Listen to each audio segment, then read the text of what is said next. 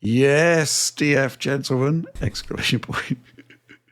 Recent links are pointing towards an imminent release of Microsoft's own multi-frame generation solution. However, what troubles me is the slow adoption of XeSS frame gen into games as opposed to DLSS or even FSR. Can XeSS multi-frame gen convince more developers to adopt XeSS and convince more consumers to buy Intel? Tricky one, right, Alex? Yeah, this is a hard one because, there's oh God, this is actually a hard one. If you don't have a lot of market share, the incentive for developers to support your semi-proprietary technologies is not necessarily there, right? Chicken, egg, what do you do?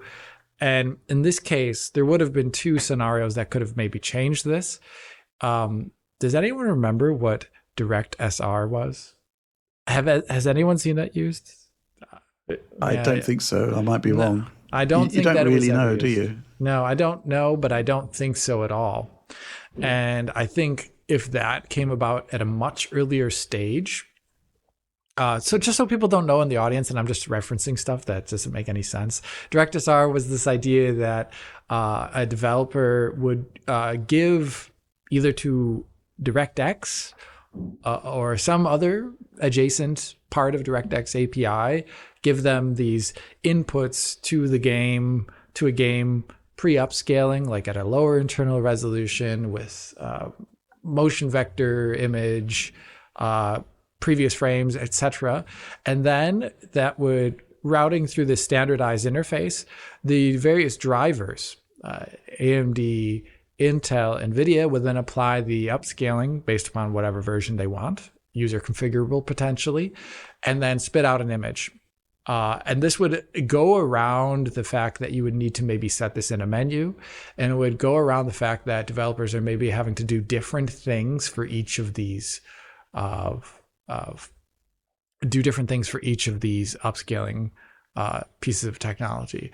That was the idea, but it came out really, really late into the development of this technology, and it also was not at all forward-looking. It did not include anything about frame generation. It did not include anything about ray reconstruction or any other potential post-processing manner to increase fidelity in a game. And as a result, in my humble opinion, it was not encompassing enough to make it worthwhile for developers to start targeting. Really late to the party, not nearly forward-looking enough. And here, I think if DirectSR actually came out earlier, actually started to focus on things like the potential of XeSS, FG, multi-frame years down the line, then we would be in an entirely different situation right now. And I actually thought it was a pretty cool idea in general to have like the driver be responsible for inputting this in a certain way, because like the idea over time that you would be getting similar feature sets across the vendors, but it would be handled in a way, I don't know how you say that, more opaquely to the game. I thought that was actually not a bad idea, because certain aspects of rendering did go that way after a certain amount of time, like MSAA support, AF support, and things like that. They were originally different between the vendors, and then each vendor had a good enough version running in their driver that it became less important over time. And I thought maybe that's the way upscaling would go. But now it's still going to be explicit in menus, and you're up to the whim of the developer. And the unfortunate consequence of that is, unless Intel's sponsoring, the incentive isn't at the moment very, very high for developers to put in stuff like their version of anti-lag, their version of frame gen. It's just not there necessarily.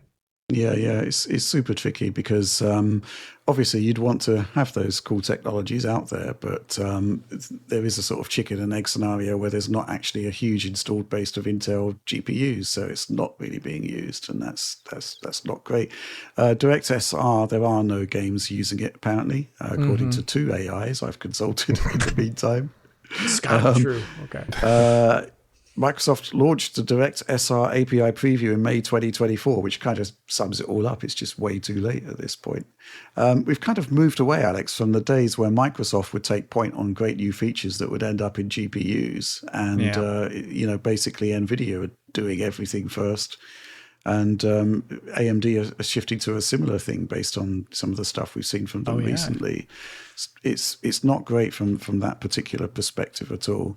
In the Intel side of things, it's a bit of a shame that there isn't broader adoption. I think there's also now, previously there was a great case for integrating XeSS because FSR quality wasn't particularly great, and the DP4A path was better, right? Obviously, there was a performance hit, but it was better.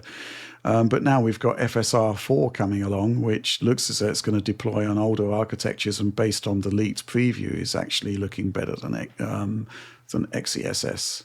DP4A. So that's going to put further pressure on adoption of Intel for even if it's being used by other GPUs.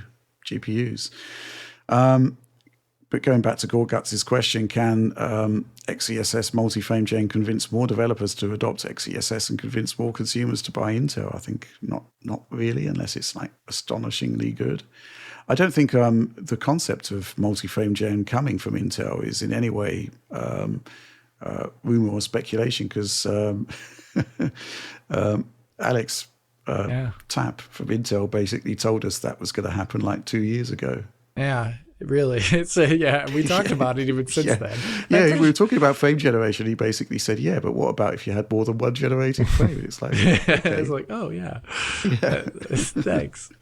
Yeah, I mean, I do hope Intel, no matter what, I do hope they keep in the race and they keep producing products and keep advancing their software technology, because they've been keeping up for the most part. I still have yet to see their equivalent of ray reconstruction in a finalized form in a product. Maybe that's very expensive on their current GPU line, so maybe that's why they're holding off. Because they've been like lower end GPUs primarily, not like the upper tier where that technology starts to become more important, because you have to be able to run path tracing on it, right? So, but I'd like to see that all.